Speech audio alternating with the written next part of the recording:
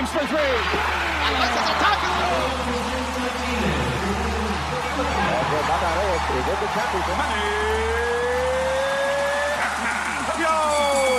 Puso at Lakas, Sports sa Pinas.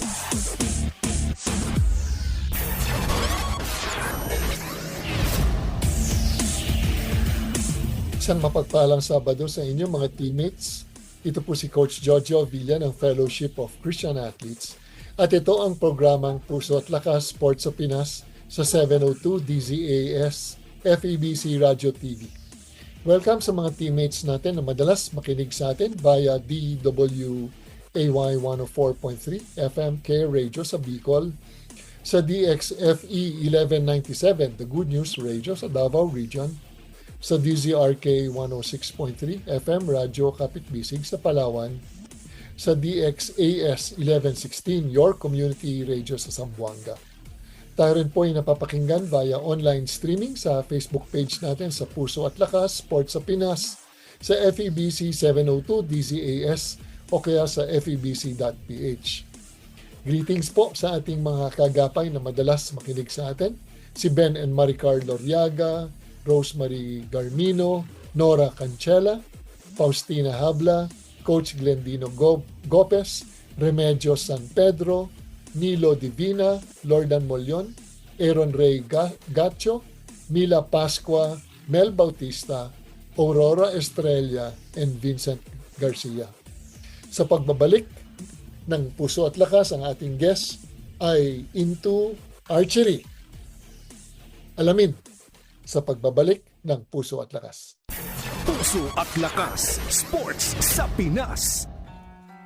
Pag-asa, saan ka ba matatagpuan? Tagumpay, sadya ka nga bang mailap? Direksyon sa buhay. Bakit ang hirap mong tahakin? Hay, pag-ibig. Akala ko ba panghabang buhay ka? Buhay? Hanggang dito ka na lang ba? Marami tayong katanungan sa buhay. Marami man ang gumugulo sa ating isipan, subalit, kaibigan, hindi ka dapat mangamba. May handang tumugon sa iyong mga tanong. May karamay ka, si Jesus. Nagmamahal siyang tunay at kay tagal nang kumakatok sa iyong puso. Pagpapasya mo lamang ang kanyang hinihintay. Sumasayang papawid mula sa Maynila. Ito ang Far East Broadcasting Company Philippines. FEBC Himpilang 702 DZAS. Agapay ng Sambayanan. Pusong kampyon. Siya na nga, luha at galak. Mga sikreto ng marubdob na ensayo at pagtatagumpay sa larangan ng sports. Pusong kampyon. Magandang hapon mga kaagapay. Our guest plays a sport na hindi siya ordinaryo kasi hindi naman lahat naglalaro ng archery, no? Yun yung kanyang sport nung siya ay bata, but now he is into teaches and coaches badminton. Sabi ko, paano kaya nangyari yun? No? From archery to badminton. But yun ang maganda do. Maganda sa kanya, no? Nag-adapt siya, hindi lang siya nag-adapt, no? But yung being coachable, no? And teachable so that he could also teach a new sport sa mga bata na gustong ma-involve. Kesa sila ay nagvi-video games, sila ay lumabas at gumalaw-galaw naman. Let's all welcome Coach Ray Aguas. Hi, Coach Ray. Hello, good evening po, Coach. Oo. Coach Ray, no? Matanong ko nga pala, paano nag-umpisa yung love nyo dito sa archery? Paano kayo nagsimula? Coach, nung bata pa ako, mahilig ako sa gun. I have a air gun. Mayroon po akong air gun. So, nung mag-high school ako, nakita ko sa campus na merong nagpa-practice ng archery. So, na-catch yung attention ko. Parang nanood ako. Tapos, may isang player na natanong, pwede bang sumali? Sabi niya, sige, mag-try out ka. Yung ganun. So, doon po nag-start na na mapasok ako. Nung una po, parang ano lang eh. Parang saling pusa lang. Parang ganun. Tapos pinag-shoot nila ako. Binigay nila yung basic kung paano na ano ko naman dahil siguro nandun po yung interest ko.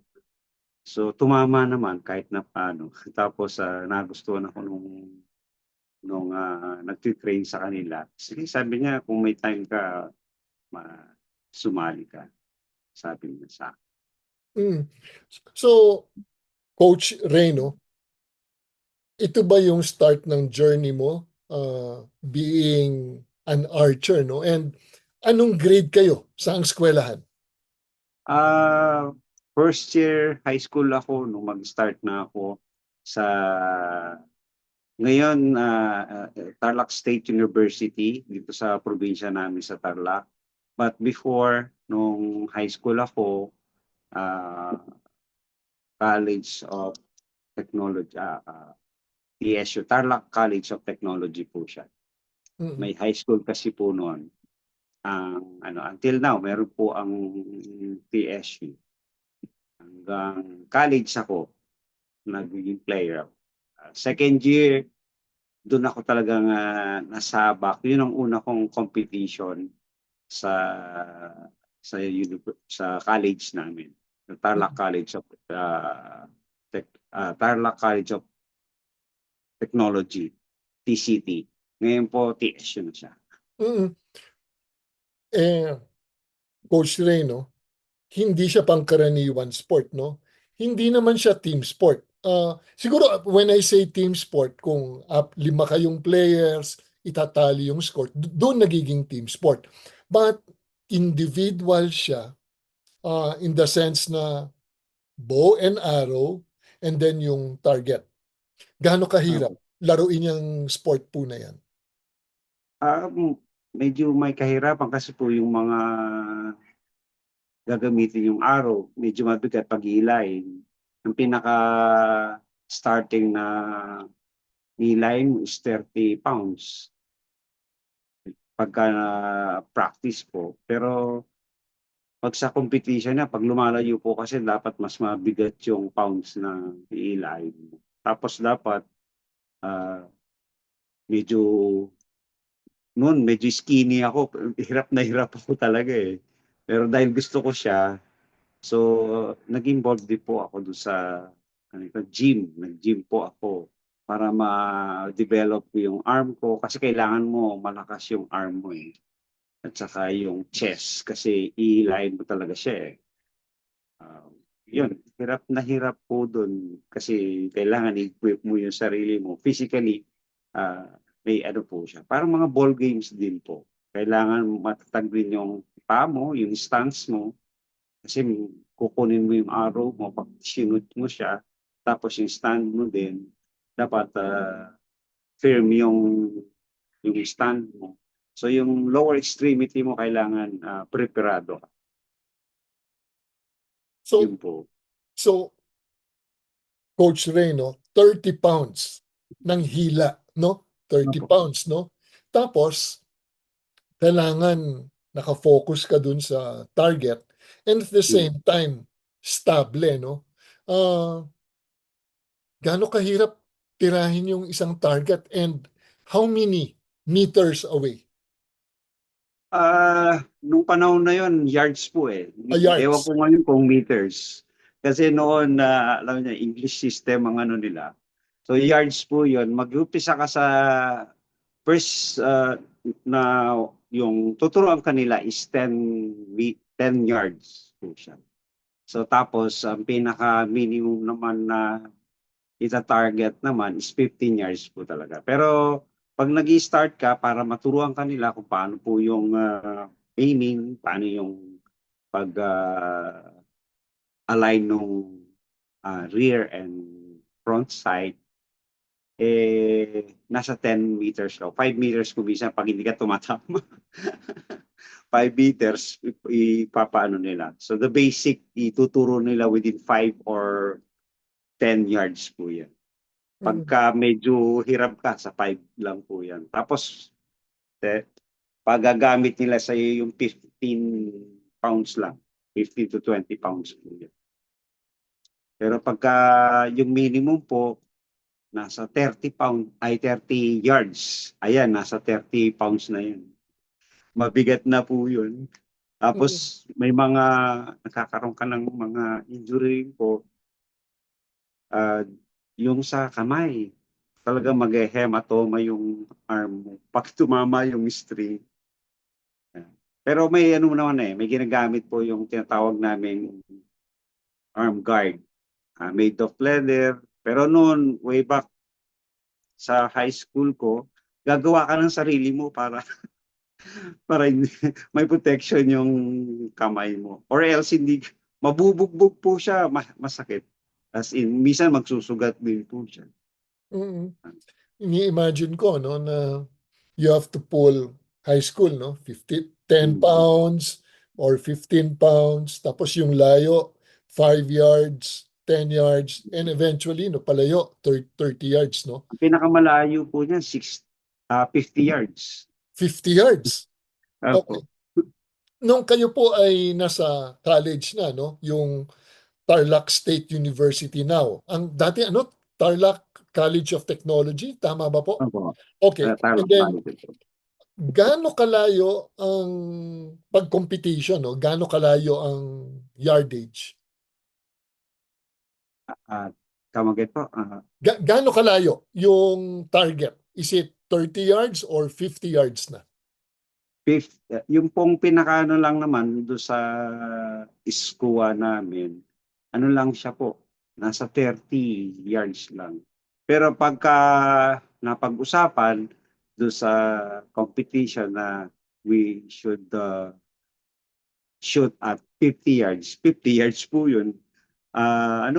Malayo na po yun. Yung kamay mo, nakataas na. Parang pag sa pelikula po, makikita nyo, yung sa mga Romans, or yung mga Indians, yung nakatingala na siya, nakaganito na siya. So, ano po yun? Nasa 50 yards na yun. O medyo ini-elevate mo, Parang pag malayo, syempre kung yung dating diretso ang tira, kakapos, bababa, Bababa doon sa target, So, itataas. Nag-a-adjust din po. Nag-a-adjust ka din doon sa coach doon sa site. Yung ginagamit mo doon sa site mo, doon sa bow. Pag malapit siya, mataas yung site. Pero pagka malayo na yung target mo, nasa 30, 25-30, tapos 40 yards, nasa baba na po yan. Kaya yung tendency, yung bow mo, nakaangat na po yan. Mas, nakalin ka na. Nakalin ka na talaga. Tapos makikita mo yung arrow mo, lilipad po ng, hindi siya diretso, kundi pa-curve. Pataas ka, tapos pababa. Makikita mo doon sa target bat, po siya. Tapos nag-iiba din po yung tinatawag yung target namin, yung may arrow, ay may bilog, tapos yung sa gitna po niya is red. Nagbabago din po yung size niya. Pag malayo na, mas malaki na po yun. So kung yung sa 15 yards, nasa lang yan, nasa mga 6 inches yung approximately po. 4 to 6 inches lang yung pinaka bullseye. Wow. Pagka sa 30 po yan, nasa na yan, mga 18 inches. When you say 18 inches, ano ba ang tawag doon? Diameter ba or? Diameter po. Diameter no? Coach Ray, was there a time na gusto mo nang mag-quit dahil hindi naman siya like any other sport. May times na you struggle dahil hindi mo makamit, no, yung gusto mo, no? Were there times na talagang you wanted to say na maybe this sport is not for me? Ay, oo. Kasi kahit na gustong-gusto mo, love na love ko po yung sport. May time na parang ayaw mo na kasi parang nung first hindi wala akong place, wala akong siyempre ano po rookie. Tapos yung mga ibang schools po kasi napakagaganda ng mga bow nila, kumpleto sila sa araw. But yung college po namin noon, ang school namin, very limited po ang budget nila sa amin. Kasi ang pinakamahal na sport that time na delegates kami po eh. So kinakapapahan nila yan. So minsan po ikaw ang bibili ng araw mo, tapos masisira yung mga araw, yung plate niya, yung suksukan po niyan. Kami na po ang nag-aano. So parang ano ba yan? Parang nagko-compete for the school pero kami po yung hirap na hirap din. Tapos hirap pa rin katawan mo. And minsan po pati po yung sa pag-aaral mo kasi affected po yan kasi may time na magpa-practice kayo pero masasabay, mayroon kayong requirements, mga project po sa school. Tapos kailangan mo mag-review kasi quizzes, yung mga exam. Although, ano po, inaano ka naman, yung exempted ka, bibigay lang ng letter yung coach, yung mga ganun. Coach Ray, Marami pong struggle. Coach Ray, alam ko ang isang atleta, we struggle, no? Dati rin akong atleta kasi i-balance mo yung academics and then sports, no? Because of sports ba, muntik bang nalagay sa alanganin yung grades na ikaw ay baka magbagsak-bagsak or mapunta sa point na baka kailangan mong huminto para to concentrate on your studies? Yes, coach kasi sa school namin, pagka athlete ka, tapos nag-excel ka bilang athlete, medyo magaling ka. Pero pagka naapektuhan po yung academy mo, aalisin ka nila bilang athlete. So you have to focus on sa studies mo. So hindi ayaan po ng college namin noon na masakripisyo yung pag-aaral mo. Although gusto rin ng coach mo, manalo kayo, pero pagka ganun po, i-warn ka nila. So, mahirap po yun mahirap sa isang atleta na babalansin mo yun. Or else, mawawala yung pagiging athlete mo.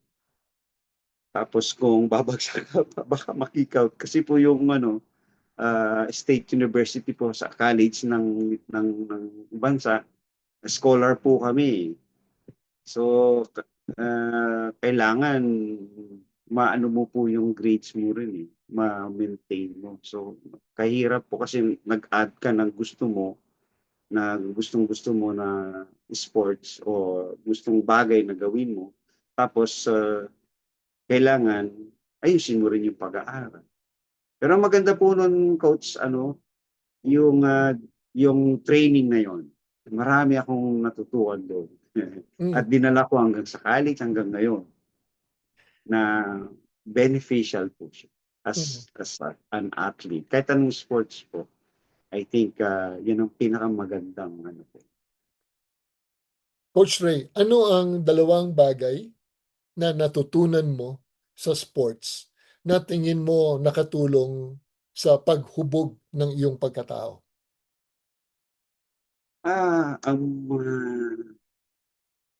Ang natutunan ko na pinakauna yung discipline po. Self-discipline.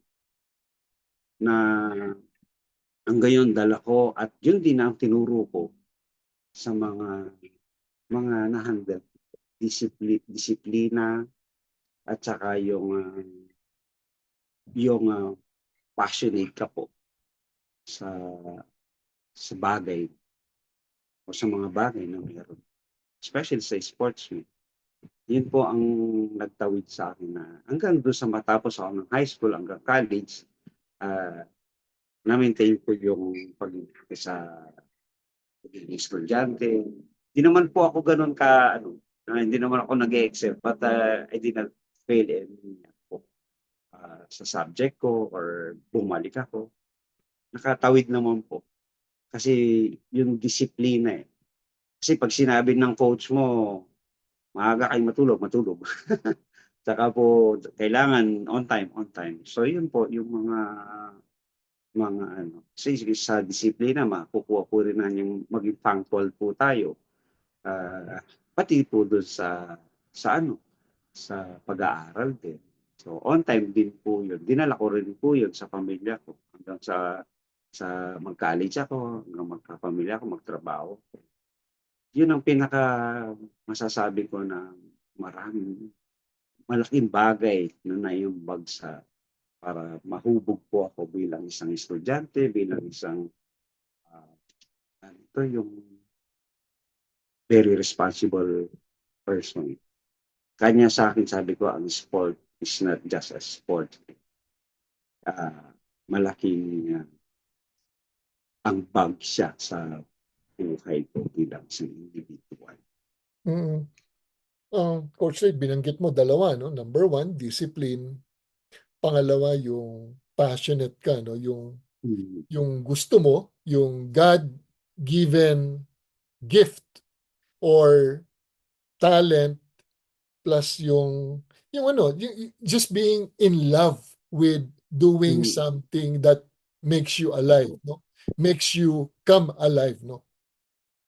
Tingin mo ba, alam mo, because maraming mga kabataan ngayon ay hindi involved sa sports, no? When I say sports, yung sports na nasa labas, maybe yung traditional sports, basketball, volleyball, athletics, tapos yung sports na gumagalaw ka, kagaya ng archery, javelin throw, or discus throw.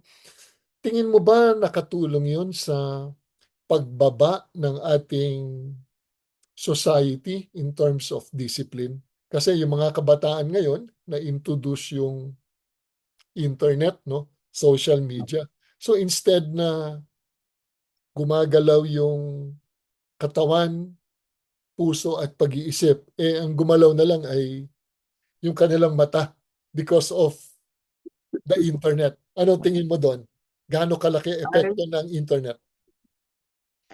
Coach, malaking yan. Epekto yan. Kung babalikan po natin yung kabataan natin, nung bata ko, wala pa kasi niyan. So, gagawa ka ng laruan mo para makapaglaro ka. But doon sa paglalaro, kasama na yung physical activities po para sasabihin natin. Kasi kung minsan, pag sinabi natin sports, parang kailangan basketball game or racket game. But kung balikan po natin yung mga kabataan natin, yun lang yung mga laro noon, luksad, tinik, lahat yan, sipa. Kung tutusin po yan, yan yung sports na Pinoy, sasabihin natin. Sa mga yung shotong, nag-iisip ka eh. It's involved mind and physical and mind. Tapos at the same time na-entertain ka, na exercise ka. So doon ako nagsimula na Tapos hindi lang naman po yung archery ang I also play yung basketball, pero maliit lang po, hindi naman ako kasi katangkaran. Tapos yung kabataan ko medyo sakitin, payatot po. So yun. Pero nung ma-involve po ako, medyo mas lumakas po yung katawan ko. So doon ko nakuha po yung na-inlove ako sa sport. So ngayon po kasi wala na yung mga bata na gano'n. start kagad nila yung ano. So malaki po yan eh. Sa akin malaking bagay po yan na di gumagalaw yung physical nila. Tapos nakatingin lang lagi. Kaya makita mo parang yung generation ngayon, konting sumusuko sila. Kasi wala silang diversion hindi sila labas ng kung anong emotion meron sila. Kasi yun na sila nag-iisip, lahat is provided on the social media, yung technology ngayon. So, bihira na yung bata na pinapawisan ni coach. Nung tayo, hindi eh. Until now. Yung ang isang po, Japanese, sabi na, one stop moving, life will stop also. Sabi niya, yung pag tumigil ka na, hihina na po talaga ang physical. Pati po ito. Lahat ka sa akin, lahat ng sport is a mind sport eh. Kasi nag-strategize ka. Ito, hindi lang physical ang na-exercise involving yourself into sport. Also this one, nagiging sharp po ito eh. Kaya nga kumisan yung alam mo yung athletic o atleta eh. Pag may naulalaglag, yung reflections niya mabilis because of sport or because of being. Pero ngayon, wala. Mga bata, walang pakialam. Kaya kung minsan, pati yung decision making nila, marami yung di nila kung paano mag-decision. Sa sports, yung nga po, yung katulad nung sa walang ibigay ang school. So ano gagawin mo? So you have to save from your baon para makabili ka nung kasi you don't want to stop eh. Kasi passionate ka doon sa sports mo. Saka po yung pagiging passionate ko, pagka love mo ka sa isang bagay, ako naniniwala kapag love mo isang bagay, hindi ka magsasawa eh. Kahit masakit yung katawan mo, maglalaro ka pa rin. Kahit na may problema, hindi ka susuko. That's the training. Yung mga bata ngayon, walang training na gano'n.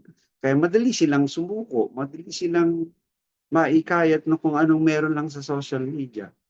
Somehow, may mga maririnig po tayo na sinasabi ng mga merong game na sinasabi, pumatay ka o gawin mo ito.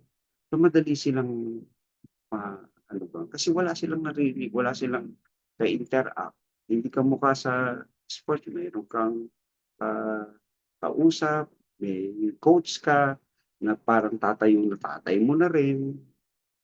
Tapos mag-a-appreciate din sa'yo. Somehow hindi ka rin na-appreciate misa sa bahay. Because of your sport, people appreciate you. Yung mga teammate mo, may tinapik ka, ang galing nung ginawa mo. Di mo ba? Kaya even your coach, good job. Sasabihin ng coach mo, wow, nabubus po yung moral mo as a person. So, malaking bagay po. Alam mo, Coach Ray, no panahon natin, tingin ko mas matanda ako kay Coach Ray. Una, puti ko yung buhok ko medyo puti na, no? But tumbang preso, luksong baka, habulan ubusan, agawan base, tapos may mga baras pa tayo. So, ang kabataan ng panahon natin, talagang gumagalaw. May tiyato, may, alam mo, may patintero. So, lahat nasa labas, no? Tapos, eventually, may yung mga bata nahihiligan sa iba-ibang sport. Meron softball, may taekwondo, may swimming, and it teaches us to interact. Una doon, yung interaction, no? With other people. Marunong tayong matututo kang makibagay. Hindi naman pwedeng ako lang kasi team tayo. Yes. Tapos kung very selfish ka, mawawala ka sa team or mawawala ka sa sport, no? So yun yung isang matututunan mo. Pangalawa, yung disiplina na kailangan mong on time. Binanggit ni Coach Ray, punctuality. Ano pa naman, nauso yung Filipino time. Pikon na ako dyan eh. Kasi ako, coach din ako.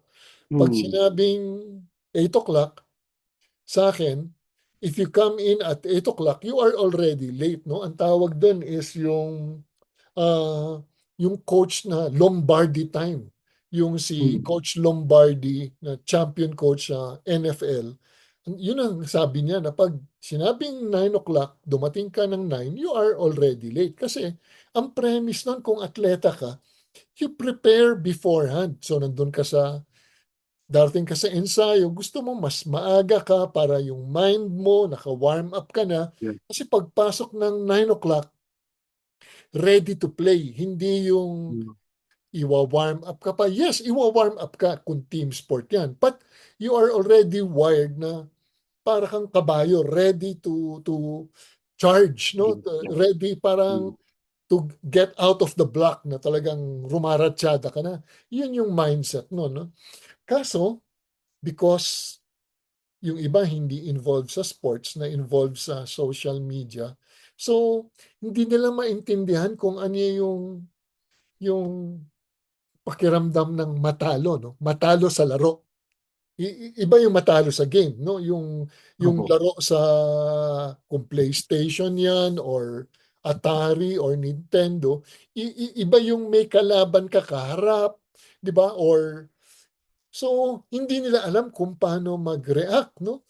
Naalala ko to, Coach Ray, no, na nagtuturo nun ako sa Ateneo Basketball School, and may bata doon na pinasok ng nanay kasi walang ginawa kung hindi nasa ilang oras nasa PlayStation. So nung pinasok sa basketball, tinuruan ng basketball, pagdating ng game, 5 versus 5, naku, natakot kami lahat ng mga coaches kasi ang ginagawa niya pag basketball, parang tinatackle niya yung mga player. Kasi siguro kung anong laro niya, baka ang laro niya hindi ko alam kung ano yung sport niya sa Wrestling ano, po. sa Yes. wrestling. So ang feeling niya, itatackle niya. So nilabas namin. Tapos nagkaroon ng red flag in the sense na aware lahat ng coaches. Di ba na tayo lang, pag pinasok natin yan, baka makasakit, no? So, yun yung nakita ko. The effects of yung mga games, no, na nasa screen lang as compared sa games na yung naglalaro ka, no, yung may physical games, no. Coach Reno, gusto ko lang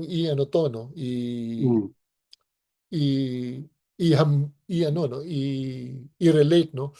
Tingin mo ba pag yung mga bata nasa sports, no, tingin mo maiiwasan yung nangyari dito sa Tacloban?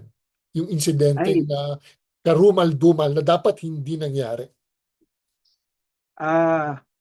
Ako, sa akin po ito may naiwasan po sana yun kung ang mga bata na ito or isang bata ay may involved sa isang sports o in kind of sport. Kasi po, nakita ko sa akin at sa mga tinuruan ko din, may mga bata na pasaway talaga eh. Lalo po yung mga tinuturuan ko, mga ano po ito, mga bata po talaga, elementary, grade 2, grade 3 lang, mga ganun po. Kasi magandang hubugin yan, 0 pa sila. So nakita ko po yung may makulit, mayroong bully din, yung ganun. Pero na-handle mo sila. Kahit po kami, nung athlete ako, nung kabataan namin, may mga siga talaga. Talagang pasaway. But sa tagal po ng pagiging athlete, nabibuild po yung tinatawag nating character, attitude. So, pagka meron kang good attitude, character and attitude, kung ano man po yung darating na ano sa buhay mo, you will able to handle it. Kasi kung dun sa sports mo, na-handle mo yun, so na-apply mo rin po yan sa tunay na buhay. Katulad po nun, yung pamamaril na o yung trahedyang yun, no? Ang daming nasaktan, may namatay, at maraming naulila na nasirang buhay at pangarap.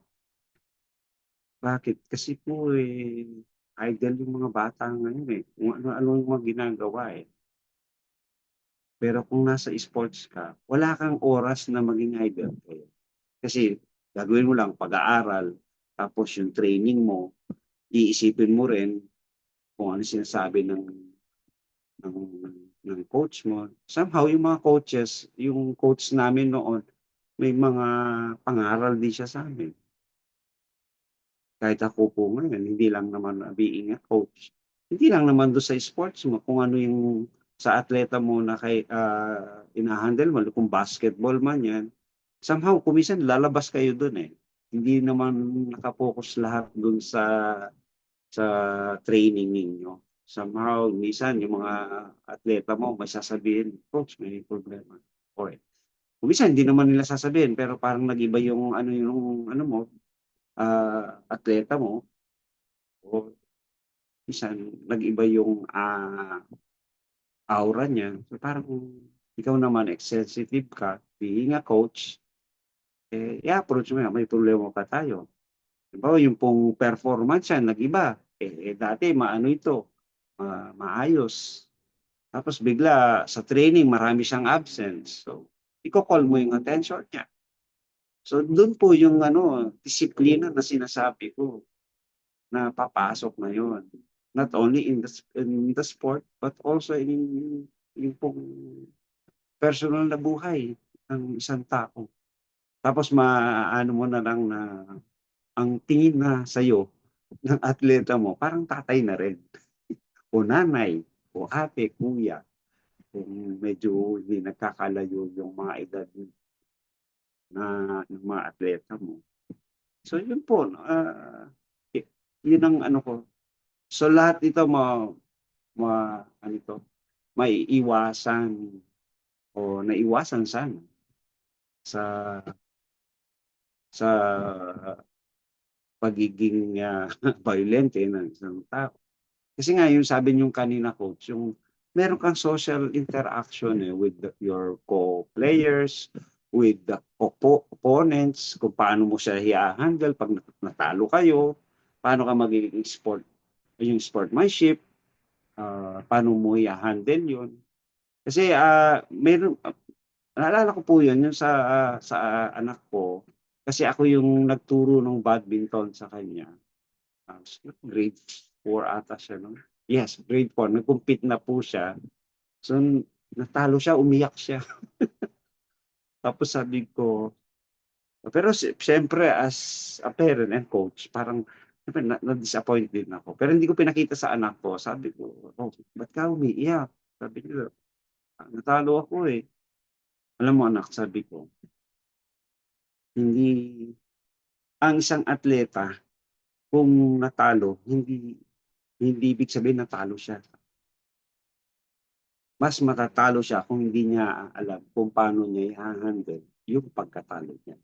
Hindi ibig sabihin mo, Papa, sabi niya. Ganito, kung nanalo ka, masaya ka. Hindi ba pwedeng tinalo ka niya?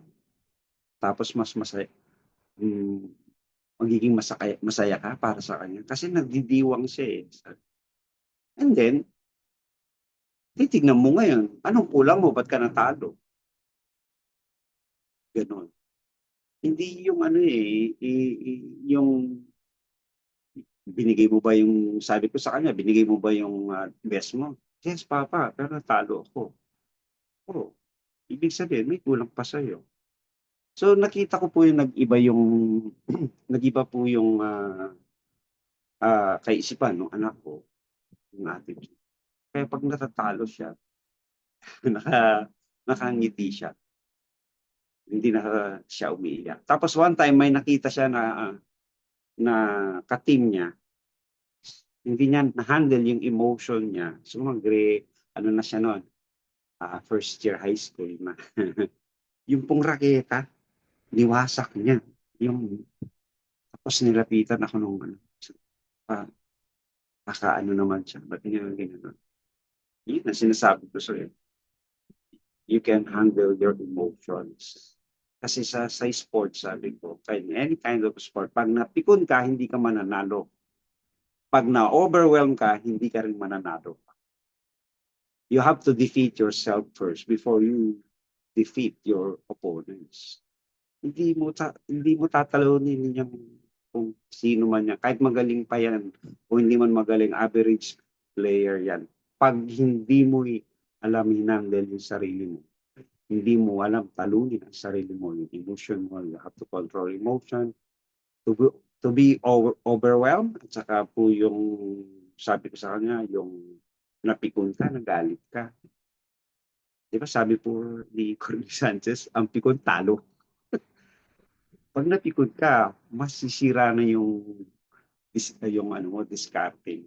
Lahat ng tinrain mo, mawawala yun. Hindi sa sports lagi sa mga athlete yung pagka nag-error ka, sasabihin natin back to basic. Hindi ka makaka-back to basic kasi you're distracted with your emotions. So you have to control your emotion for you to defeat yourself. Hindi mo matatalo ang sarili mo. Pag natalo mo yung sarili mo, kahit sino magaling na player, kaya mo siyang handle. Magkakatalo na lang yan kung ano yung bigat ng training na binigay ni coach mo o tsaka kung paano ka nakikita. So yun, ano po yun? Mag-aano ka din, pagka natalo ka. So mag-a-analyze ka. Ano ba ka ng kulang ko? Hindi ako kasi on time. Hindi ako ganito. So, babalik po tayo doon sa discipline. But if you are passionate with the things that you are doing, hindi ka ihihinto eh. Yun lagi ang sinasabi ko. Pag hindi mo, kaya nga po yung mga tinuturuan ko kung ayaw mo talaga, napilitan ka lang, sinabi ni papa mo na, o ng mga magulang mo na you play badminton or ganito. So, tigilan na natin, sasabihin ko sa mga tinuturuan ko. Kasi hindi ka naman hindi ka tatagal eh. Pero pagka passionate ka, love mo yung sport mo or anything sa buhay mo, na love mo siya, hindi mo na mawala sa iyo yan hanggang mawala ka na. Hindi ka titigil. Kaya yung iba, kahit na po matanda na, may makita ka, nagbabadminton pa siya, 75 years old, 80 years old, may kasama po kami, 75 hanggang namatay siya. Kahit na pahakbang-hakbang na lang siya. Kasi, passionate siya. Love na love niya yung ginagawa niya.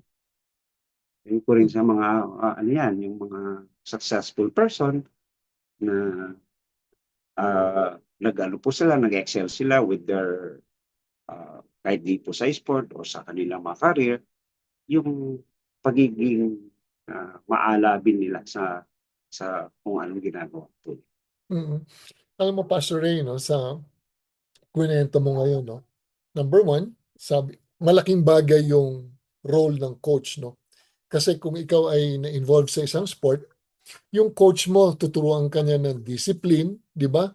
Tuturuan ka niya ng teamwork, tuturuan ka niya na you have to push yourself, When I say push yourself is yung mahigitan mo, yung kung ang kaya mo lang ay 1 to 10, kung kaya mo pang ilaban, to force yourself na to exceed kung ano yung limitation, Hindi ibig sabihin ay magpapakamatay ka. Ang gusto lang niya is for you to get out of your comfort zone, Na kaya mo yan Kaya mo pa yan kasi nakikita ni coach, And because nasabihan ka nga na tinuruan ka ng disiplina, tapos binigyan ka ng words of wisdom. Di ba? So, tuturuan ka ng bibigyan ka ng mga words of wisdom, kamukha ng being on time, being good to your teammates, playing as a team, hindi ka selfish. So, malaking bagay yun when you develop yung character ng isang tao, no, ng isang player, no. May character building plus yung passion, yung love niya for the sport, isasabay yun. So magandang combination. Mawawala siya sa mga bisyo kasi hindi ka naman tatagal na atleta kung ikaw ay umiinom Yeah. or ikaw Usually. ay nagsisigarilyo or ikaw ay hindi nag-aaral, matatanggal ka sa team, no? So ang maganda doon is may character building because talagang the coach will make sure, no, na ikaw ay ma-develop into the person that the coach sees na maabot mo yung potential, no. So malalayo nga yung bata, no, sa mga hindi dapat gawin, di ba? O for example, gustong manakit ng ibang tao, pag nasa team sport ka, sasabihan ka ni coach na bawal tayong manakit, di ba? Hindi tayo yan. That is Opo. not who we are. Tayo, we love competition. We do not hate. We do not hate, no, yung ating kalaban. We respect them, but we do not fear them. We respect, di ba? Hindi na, di ba, ang point ko doon is iba yung pag ang tingin mo sa isang tao or sa kalaban mo ay with respect, no? Sinasabi ko sa anak ko yan, anak, when you into wushu siya, no? Ang goal mo is to glorify God, for you to do your best, for you to exceed your potential, no? Kung natalo ka, ano lang, ano ang dapat mong ano yung mga lessons that you have to learn? Kasi sabi ko, in every defeat, may lesson dyan. And magandang matuto dyan, no? It will make you work harder. Maybe kulang ka pa sa ensayo or kulang ka pa sa preparation. Ang goal nito is for you to become a better person, no? Hindi lang better athlete, no, but for you to become a better person. And pag nasa sports ang mga kabataan, wala silang time mag-isip ng mga hindi magaganda. Yes, yun ang exacto po, no? Wala silang time na magbigay ng oras sa mga bagay na hindi maganda. Tulad ng mga barkada. Kasi ang magiging barkada mo na po, yung team mo din O yung nung ako, hindi naman po ako sa archery ako, pero ang mga barkada ko nasa basketball, nasa volleyball. So, tapos pag magkasama-sama ka, hindi naman po yung pinag-uusapan nyo, sports pa rin So, kung paano ang nangyari during the game. So, you share things na may in common kayo. That is your sport, your kung saan ka man team, kung ano ka man sport na involved. Ang maganda po doon, you surround yourself with people that are that will help to build your attitude and character. Tapos unknowingly, ang ganda na pala ng ang ganda na ng attitude. Yun po, yung sinasabi niyo, coach, yung paano mo ba i-handle yung mga bagay na nangyari during the game, after the game, after the victory, kung may victory party, mayroon kang hindi mo kailangan mag-drugs kasi isa sa mga bagay na inano yan na wag to involve with vices. So, bakit? Kailangan mo alagaan sarili mo Kailangan mo So ako po hanggang ngayon, dala-dala ko yun. Nakita ko rin sa mga atleta na naturuan, lalo na po sa anak ko. So, nakapagtapos siya. Tapos, this is sport, nakadagdag po yun, nakatulog kasi naging scholar siya. So, pati po yung moral niya Yung moral natin, tataas dyan yung confidence mo sa sarili mo. Just imagine, sasabihin ng coach mo, malaking bagay po yun ako nung coach ako, nung athlete ako, yung sabihin ng coach ko na, very good, Mr. Aguas, good job. Wow! Laking bagay po yun. Meron parang isang tao na naniniwala sa akin, sa kakayahan ko, sa skills ko. You know? Minsan kasi ito po minsan sa bahay hindi naman mapansin yun dahil di ka naman nila nakikita eh. But meron palang isang tao na pwedeng sa'yo. Tapos yung mga kasama mo rin, somehow, meron din yung negative, pero because you are involved with the sports, nahahandle mo ito eh. Yun nga po it builds your character and attitude through sports. Lahat po naman eh. In Romans time, yung mga gladiator, they're involved with sports. Doon sa kanila nga nagmula yan eh. Yung mga javelin throw, sila ang nag-umpisa niya. And they see it na itong mga bagay na ito, it helps sa mga warrior nila. Not only in physical but in mind. Clear. Kasi pagka clear ito, sasama ang katawan eh. Pero pagka mahina yung katawan, sasama din to. Magiging mahina po ito. It will affect your decision making. Pagka mahina yung katawan mo, pati yung mind mo. Di ba pa si Rizal nga, ang dami nung sport niya, fencing and everything, marunong siya. Kasi matalinong tao siya. Alam niya. Kaya in-involve niya ang sarili niya. Magaling siya sa wrestling. Fighting po yan. Malit lang si Rizal, pero ko lang po siya. Pero siyempre, during college time, po ako kasi nagbalik ako sa pag-aaral. May Rizal kami. So, Jose Rizal. Si Jose Rizal, no? So, si Jose Rizal po. Si Jose Rizal. Fencing, wrestling. Fencing, arnis, wrestling, kahit po boxing nga. Shooting, marunong din po si Rizal. He's a very bright person, si Rizal. Nung papag-aralan lang namin, I admire, in terms of sport, marami pong sport si Rizal. Yung ating bayani, no? Coach Ray, may tanong ako sa inyo, no? Kayo ay pastor po ngayon, no?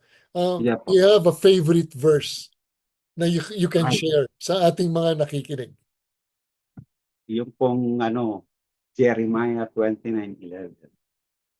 So sabi niya doon, I have plans for you, not to harm you, but to give you, but to prosper you and to give you hope and a good future. Yun lagi po ang hawak ko sa buhay ko. Kasi nung makilala natin ang Panginoon, may plano pala talaga ang Panginoon sa atin. Hindi lahat ng nangyayari sa buhay natin, may purpose po siya. Mapaganda, hindi maganda, masakla, problema. Lahat yan, mayroong plano ang Panginoon. Pero hindi kanya plano na pasakitan. Hindi niya binigay yung mga actually, hindi niya po binibigay yan. He just let it happen. Dahil di naman sa atin. Kung nagkasakit ka, tanungin mo rin yung sarili. Ako, ganun po ako eh. Imagine ako sa mga ganun na pagkakataon. Sabi ko, lingkod mo naman ako, ba't nagkakaroon ako ganitong sitwasyon, health condition. May ipapaisip din ng Panginoon. Kagagawan ko din eh. Yung ganun po eh. No? Pero hindi yun ang plano ng Panginoon sa akin. Kung nagdaan man po ako pinagdanasan ko sa sitwasyon na yun, kasi mayroong pinakikita, may purpose yan. Kahit anong liit na mangyayari sa buhay ng isang tao, may laging purpose ang Panginoon. Hindi lang in good times or mga bagay na masaya. Kahit doon sa malungkot, iiyak ka, may ituturo siya. Hindi mo kasi mabibigyan ng coach ng malalim na kahulugan ng buhay pag hindi ka nagdanas ng mga bagay na gawa rin naman natin, hindi gawa ng Diyos. Hindi mo pagparusa ang Diyos. Kaya yung Jeremiah 29:11, kay Jeremias yan eh. Nasabi niya yun. Kasi wala talaga. Makikita natin lahat. Kahit yung pinagdanas mo, ay eto pala yung plano ng Panginoon. Diba? Nagkasakit ka, na-overcome mo yung sakit, tapos mag-minister ka pala sa mga taong magdadanas pa lang o may pinagdadanasan. Tapos magiging effective ka kasi dumanas ka dun galing ka dun may purpose pa rin. Kung bisan, hindi lang muna natin makita pag nandun tayo, but pagtagumpayan natin, na makikita natin yung plano ng Diyos. Bisan kasi pinipilit natin yung plano natin. Hindi niya sinabi na dun, coach, na yung plano mo, i-bless ni Lord. Kasi somehow, yung lahat ng plano natin may palpak yung plano ni Lord, walang palpak. Kaya nga yung Matthew 6:33, seek ye first the kingdom of God and His righteousness, and all things shall be added unto you. Hanapin mo. May plano nga ang Diyos. Pero kailangan, hanapin mo yun. Tignan mo. Kasi sa ating nature natin na tao, yung plano natin. Tapos sasabihin mo, Lord, i-bless niyo po. Hindi. Actually, di naman, ako guilty ako doon. Somehow, minsan, plano ko ng plano. Pag hindi mo na kaya, oh Lord, rescue mo na ako. No? Tapos maghahanap ka ng blessing. Wala muna. Consequence muna. Kasi may mga palpak kang ginawa Hindi naman ginawa ni Lord yun Just like King David, di ba? Plano ba ng Panginoon na maging concubinage siya? Sana maging killer siya. Siya naman ang pumili nun Pero in the end, a great king pa rin si David. Kasi kilala na niya.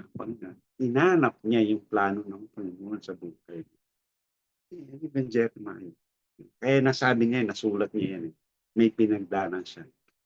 So yung mga unang tao, ngayon sa atin, mangyayari, paulit-ulit lang naman yun Hindi naman nasabi ni King Solomon, di ba? Lahat ng bagay, paulit-ulit lang. Kung nangyari noon, mangyayari. Kung nangyari sa ibang tao, mangyayari rin sa iyo. Magkaiba lang ng sitwasyon. But the good things, hanapin natin yung kaharian, katwiran ng Diyos. Mahanap mo yun kung kilala at tinanggap mo ang Diyos mo. Kaya kung di mo kilala, alam mo lang yung pangalan niya, tsaka hindi ka rin niya kilala, magkaiba po yan. Ibang istorya naman yun. So yun po, yan ang hanggang sigurong nabubuhay ko, hawak ko yan. Kaya pag nagdadanas, Lord, ano po talagang plano mo? Minsan, Lord, plano ko lang ata ito Tanggalin mo na. Yung, di ba, minsan, coach, meron tayong yung heart desire mo. Tapos, i-claim mo na, yung plano mo sa akin, Lord. Yun yung sinasabi niya, hanapin. Tapos, pag nahanap mo, humingi ka. Sabi naman niya, pag humingi ka, bibigyan ka niya. Sabi niya, kung kakatok ka, pagbubuksan ka niya. Pero kailangan, hanapin mo muna yung plano ng Diyos. Hindi yung plano, huwag natin ipilit yung mga plano natin sa buhay. Thank you, Coach Ray. Thank you for, hammering it to sa mga nakikinig na yung seek first His kingdom and His righteousness. And all these things shall be added unto you. Diba? Bugbog po yan Kaya nga, ako, Coach Ray, parang kulang ang oras, no? But thank you so much, Coach Ray Aguas, for being our guest. Maraming salamat, mga kaagapay, sa inyong pakikinig. Ito po si Coach Jojo Villa ng Fellowship of Christian Athletes at inyong napakinggan ang programang Puso at Lakas, Sports sa Pinas, sa 702 DZAS FEBC Radio TV. Agapay ng sambayanan, miyembro ng KBP. Kapisanan ng mga broadcaster ng Pilipinas. Magandang Sabado po sa inyong lahat. God bless you. Puso at Lakas, Sports sa Pinas.